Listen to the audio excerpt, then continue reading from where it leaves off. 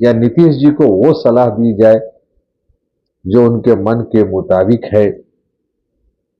अब उस नमस्कार फ्रेंड्स, मैं आनंद कृष्णा आज एक विषय को लेकर के आया हूं और वो है बिहार को एक नया मुख्यमंत्री जो सम्राट चौधरी के रूप में मिलने जा रहा है।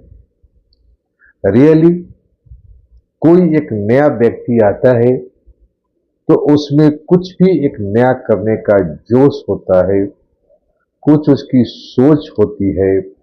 और जो ब्यूरोक्रेसी नीतीश कुमार को घेर करके बैठ गई थी और यही सोचती थी कि बस नीतीश जी यही सोचते हैं जो मैं कर रहा हूं, या नीतीश जी को वो सलाह दी जाए जो उनके मन के मुताबिक है। अब उस इनर्शिया से मुक्ति मिलेगी। एक आदमी थोड़ा सा भी अपना दिमाग लगाएगा। अब चले बिहार से रिलेटेड कुछ जो समस्याएं हैं, क्या ये नए मुख्यमंत्री उन समस्याओं को सुलझा पाएंगे? तो सबसे पहला तो law and order situation Bihar की है, जो लालू प्रसाद के समय में एकदम बॉटम में चला गया था, एकदम नीचे रसातल में चला गया था। उसको तो इतने सालों में 20 सालों में नीतीश जी जरूर उसको ऊपर लाए। वो पॉलिटिकल पार्टी पैसा बनाने में और हर व्यवस्था को अव्यवस्था में कन्वर्ट करने के लिए जानी जाती है। लेकिन अब सम्राट चौधरी के सामने सबसे बड़ी समस्या है ये जो लीकर का जो स्मगलिंग बिहार में हो रहा है।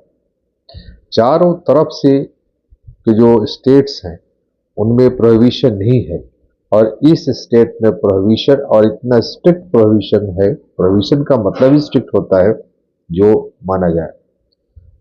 लेकिन यहां पर so many criminals are involved और वो चारों तरफ पैसे बना रहे हैं लोगों को क्राइम करने के लिए। क्या कहा जाए, एक अवसर मिला हुआ है। ऐसे ही बिहार में जो अनएम्प्लॉयमेंट बहुत हाई है, एम्प्लॉयमेंट की व्यवस्था बहुत कम है, किसी तरह से कुछ पैसा कमाया जाए उसमें लोग लगे हुए हैं। तो लीकर भी इसमें आया है। क्रिमिनल क्राइम तो करते ही है, किडनैपिंग तो थोड़ा कंट्रोल हुआ है। फिर इसके साथ एजुकेशन की व्यवस्था बड़ा ही चौपट। जो नीतीश कुमार के समय में वो बच्चे, बिना पढ़े लिखे बच्चे बिहार में टॉप कर रहे थे, उसका स्कैम सामने आया। ऐसा क्या बात है कि बच्चों को कुछ नहीं आता है, जीरो हैं, लेकिन टॉप कर रहे हैं, चाहे आर्ट्स में टॉप कर रहे हो, साइंस में कर रहे हो। और कितनी बार रिपीट हुआ और बहुत बड़ा स्कैम था और मुख्यमंत्री आंख पर पर्दा डालकर सोए हुए।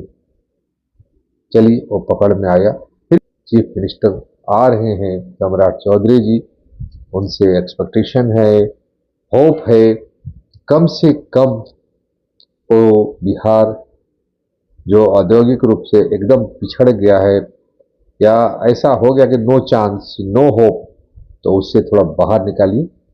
होप कहीं भी डेवलप की जा सकती और इन सारे फील्ड में, एजुकेशन के फील्ड में, हेल्थ के फील्ड में इम्प्रूवमेंट हो।